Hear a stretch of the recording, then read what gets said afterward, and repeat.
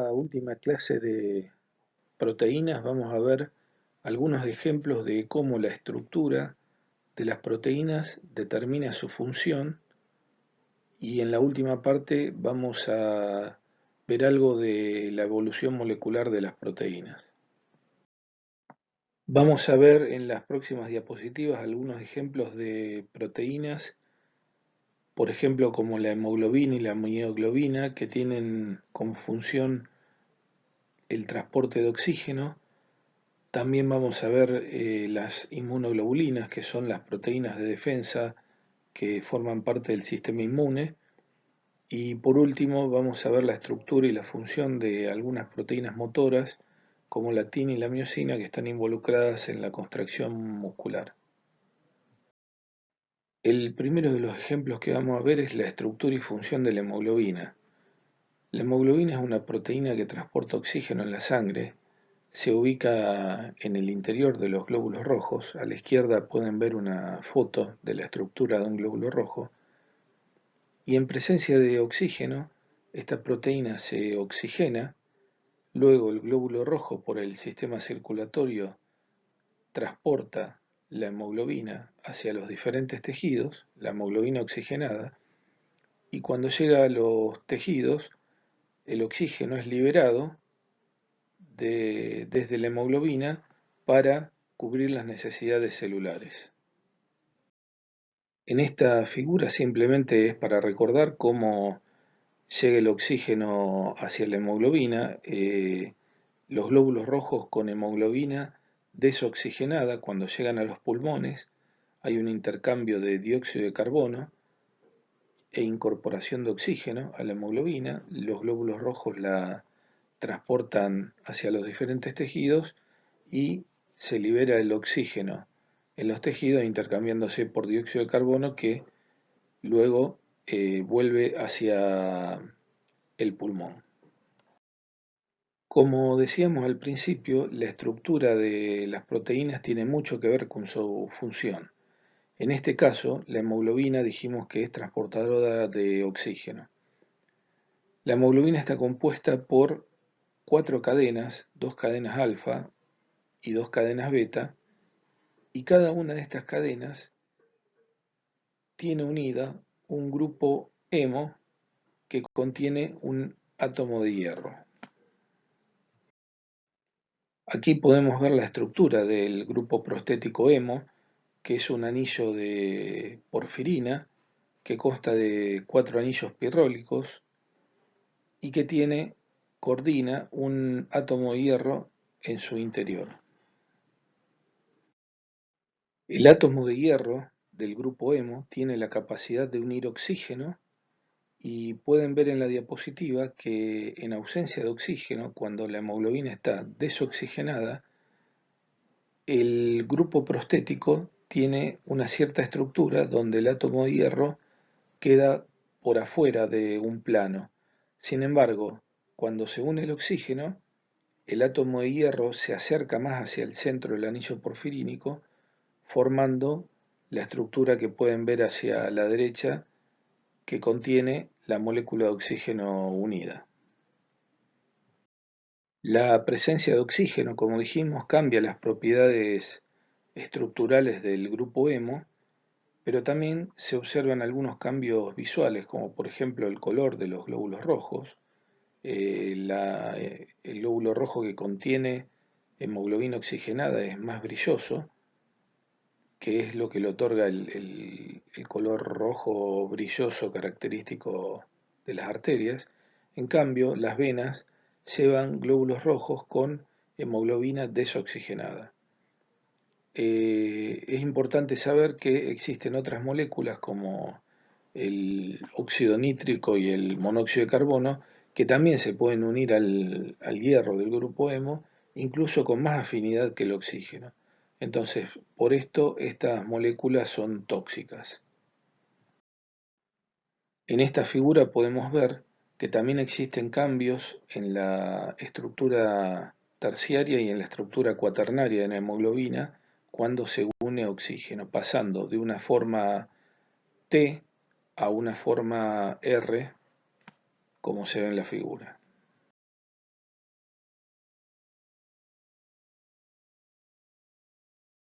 Otra de las proteínas que tiene función de unir al oxígeno es la mioglobina. La mioglobina, a diferencia de la hemoglobina, almacena oxígeno dentro del músculo. Estructuralmente es un monómero que contiene, al igual que la hemoglobina, un grupo hemo con un átomo de hierro que es el responsable de la unión al oxígeno. De esta forma, estas proteínas, tanto la hemoglobina como la mioglobina, la presencia de un grupo hemo determina su función, que es la de transportar o almacenar oxígeno. En esta diapositiva se ve la unión, un esquema de la unión del oxígeno a la mioglobina, que tiene las mismas características que la unión de oxígeno a la hemoglobina que vimos previamente.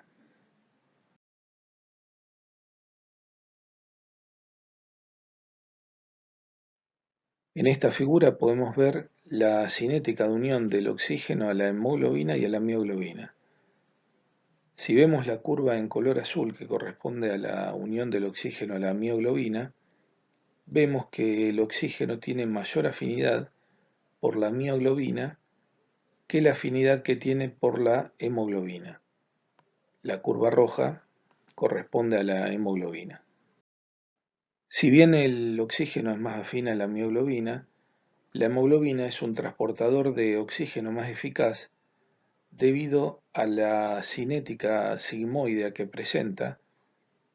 Esto quiere decir que existe un cierto grado de cooperatividad en la unión al oxígeno, que la unión de una primera molécula de oxígeno a una de las subunidades incrementa la afinidad por la subunidad número 2 hacia otra molécula de oxígeno, y esa unión va a incrementar aún más la afinidad por la molécula número 3 y también por la molécula número 4.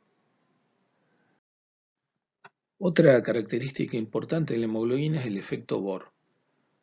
Cuando un tejido está sometido a actividad o un metabolismo rápido, como por ejemplo cuando se contrae el músculo ante una actividad física, se generan grandes cantidades de iones hidrógeno y de dióxido de carbono.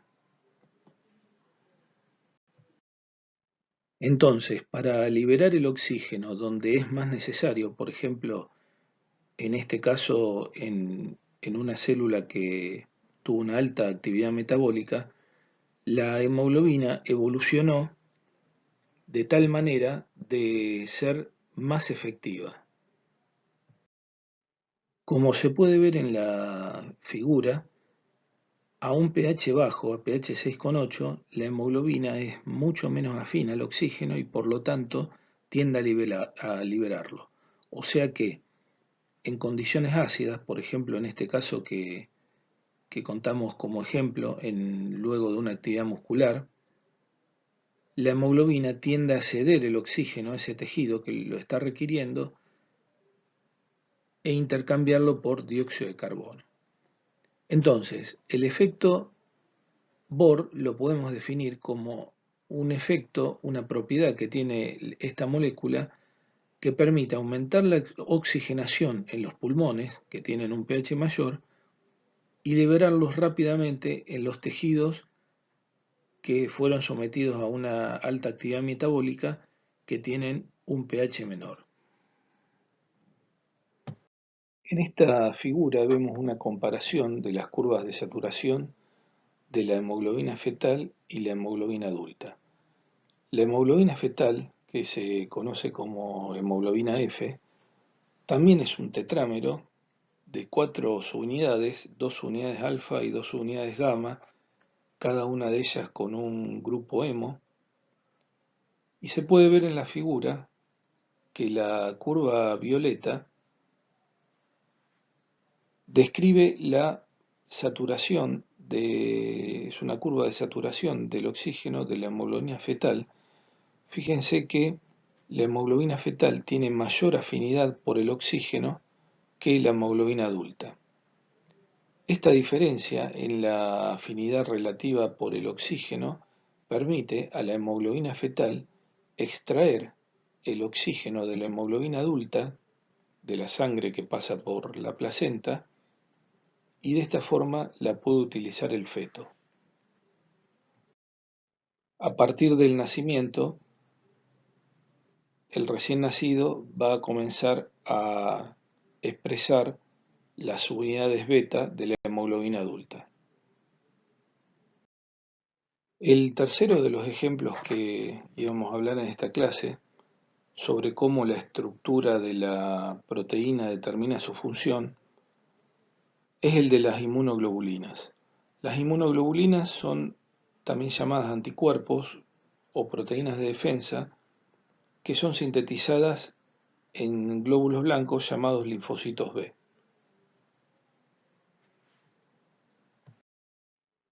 Estructuralmente, este tipo de proteínas está formado por dos cadenas pesadas, las que se representan en azul, y dos cadenas livianas que están en verde. Esto determina dos regiones, una región FC y una región FA, y a su vez existe una región FB que estaría en las puntas de las cadenas livianas y la región de la cadena pesada N terminal, que serían dos sitios de reconocimiento del antígeno. A la derecha pueden ver un esquema estructural de la forma que tienen estas inmunoglobulinas y en la figura inferior pueden ver cómo actúan estas proteínas reconociendo regiones específicas del antígeno. En esta diapositiva pueden ver las diferencias entre las diferentes inmunoglobulinas. Existen diferencias estructurales, diferencias funcionales y diferencias de localización de cada una de las inmunoglobulinas.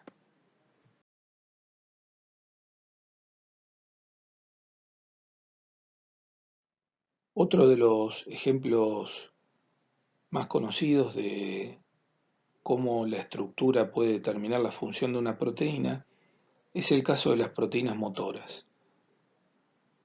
Existen cuatro proteínas principales que actúan en la motilidad muscular, que son la actina, miosina, troponina y tropomiosina.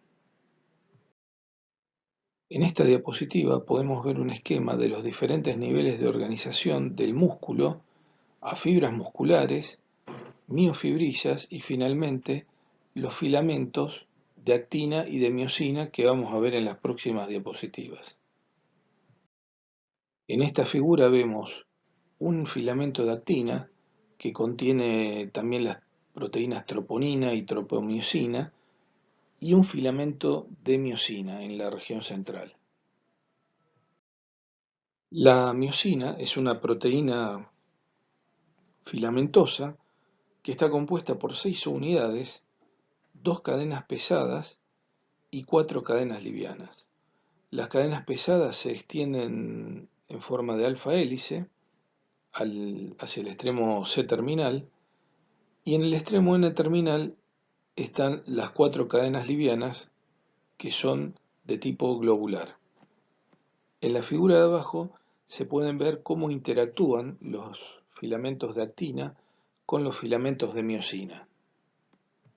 En esta diapositiva podemos ver un esquema de cómo se produce la contracción muscular. En esta segunda parte de la clase vamos a ver la evolución molecular de las proteínas. Durante millones de años, las proteínas han sido o han tenido un papel central en la evolución porque se han formado con el tiempo millones de actividades biológicas distintas presentes en los diferentes seres vivos. Existen dos tipos principales de evolución. La evolución puede ser divergente, cuando se forman nuevas proteínas a partir de un antepasado común, o convergente, cuando obtenemos nuevas funcionalidades, pero que provienen de diferentes antepasados. En primer lugar, vamos a ver la evolución divergente, que es el mecanismo más relevante en la formación de especies nuevas, y se da fundamentalmente por cambios, por mutaciones que se producen a nivel del ADN. Eso va a determinar la producción de diferentes proteínas con un cambio en su estructura primaria y un cambio finalmente en su función.